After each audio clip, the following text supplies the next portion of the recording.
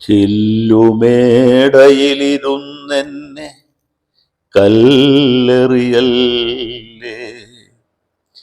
എന്നെ കല്ലെറിയല്ലേ.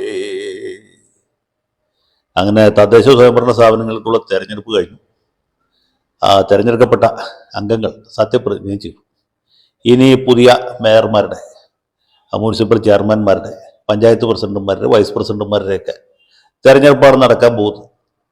അതിൽ ഏതെങ്കിലും ഒരു മുന്നണിയുടെ അല്ലെങ്കിൽ ഒരു പാർട്ടിയുടെ സ്ഥാനാർത്ഥികൾ ജയിക്കും. അവർ വരുന്ന 5 കൊല്ലം ഭരണസാരഥ്യം കൈയാളും എന്ന് നമുക്ക് ഉറപ്പിക്കാം. അവർക്ക് എല്ലാവർക്കും ആദ്യമായി മംഗളാശംസകൾ നേരുകയാണ്.